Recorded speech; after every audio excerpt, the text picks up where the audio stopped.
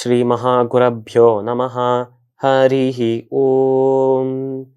सदाशिवसमारम्भां शङ्कराचार्यमध्यमाम् अस्मदाचार्यपर्यन्तां वन्दे குருபரம்பராம்.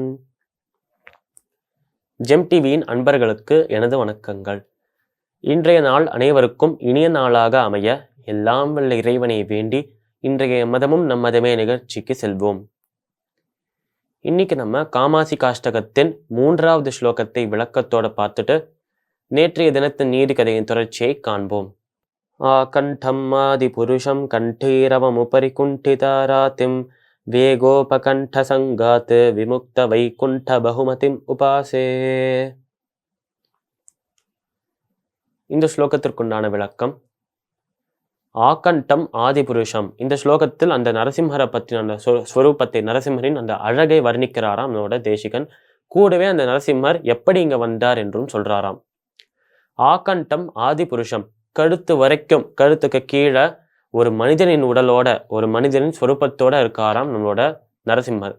கண்டீரவம் உபரி குண்டிதா ராத்தியம், கழுத்துக்கு மேல கண்டீரவம் என்று அழைக்கப்படும் ஒரு சிங்கத்தின் முகத்தை கொண்டிருக்காராம் நம்மளோட நரசிம்மர்.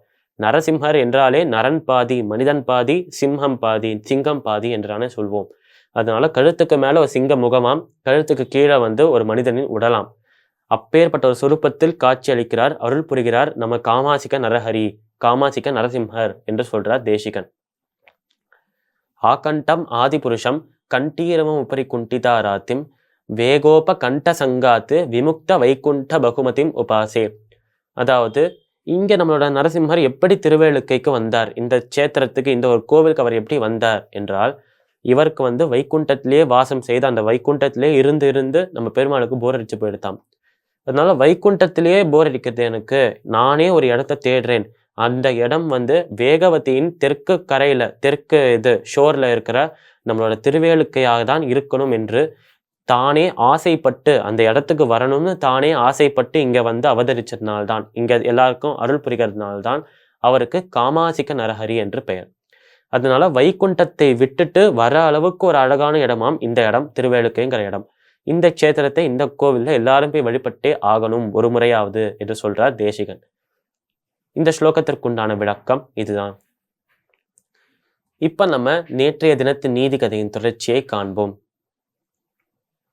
நம்மளோட இந்த குரு இந்த சிஷ்யர்கள்கிட்டலாம் 1 கிளாஸ் பால் 100 கிளாஸ் தண்ணீர், அதுவே 1 கிளாஸ் தண்ணி 100 கிளாஸ் பால், இப்படி ஒரு கிளாஸையும் ஒரு பானையையும் 2 குரூப்புக்கிட்டையும் 2 குழுக்கிட்டையும் தந்து அனுப்பிவிடும் போது, எடுத்துட்டு வாங்கன்னு ஆணையிடும் போது, அந்த சிஷ்யர்களும் அந்த 2 பானைகளையும் 2 கிளாஸையும் கொண்டு வரான். இப்படி வரும்போது முதல் குழுவாக இருந்தவர்கள் யார் என்றால், 1 கிளாஸ் பாலை வச்சுட்டு 100 கிளாஸ் தண்ணியை ஒரு பானையில வச்சிருக்கிறவா. இப்போ நம்மளோட குரு அந்த குழுவை பார்த்து சொல்றாராம், நீங்க வச்சிருக்கிற அந்த 1 கிளாஸ் பாலை இந்த பானையில இருக்கிற தண்ணியோட கலந்துருங்கோ, இந்த தண்ணியில விட்டுடுங்கோ என்று சொல்றாராம் நம்மளோட குரு. இந்த சிஷ்யர்களும் அப்படியே தண்ணீர்ல அந்த பாலை கலக்கிறாளாம். இப்போ பால் தனியாக இருந்த பொழுது பால் மாதிரி இருந்தது, கொஞ்சம் வெள்ளையா இருந்தது, பார்க்கறதுக்கு பால் என்று தெரியும். இதுவே தண்ணியோட கலந்ததுக்கு அப்புறம் இது பால் அங்க இருக்கா இல்லையானே தெரியாத மாதிரி மறைஞ்சு போயிடுதாம் பால். இப்போ அடுத்த குரூப் கிட்ட நீங்க வச்சிருக்கிற 1 கிளாஸ் தண்ணியை அந்த பாலால் நிரம்பி அந்த ஒரு பானையில ஊத்துக்கோ என்று சொல்ல, அந்த தண்ணியை அந்த பாலோட இதுல விடும்போது, எப்படி தண்ணீர் இருக்கும் பானையில பாலை விடும்போது பால் காணாம போயிட்டோ, அது போலவே இந்த பால் இருக்கிற பானையில தண்ணியை விடும்போது தண்ணி எங்க இருக்குன்னே தெரியலையாம், முழுதாக பால் மாதிரி தான் இருக்காம், வெள்ளையா தான் இருக்காம். இதை பார்த்த உடனேயே இந்த 2 விஷயத்த செய்யறதுனால, தண்ணியை பாலில் கலக்கிறதுனால, பாலை தண்ணியில கலக்கிறதுனால, இந்த 2 விஷயத்த செய்யறதுனால அந்த குரு நம்மளுக்கு உணர்த்த வந்த தத்துவம் என்ன, இந்த ஒரு உதாரணத்தை வச்சு அவர் நம்மளுக்கு, அந்த சிஷ்யர்களுக்கும் நமக்கும் சொல்ல வர இந்த கருத்து என்ன, நாளை தினம் பார்க்கலாம். மீண்டும் நாளை சந்திப்போம். நன்றி, வணக்கம்.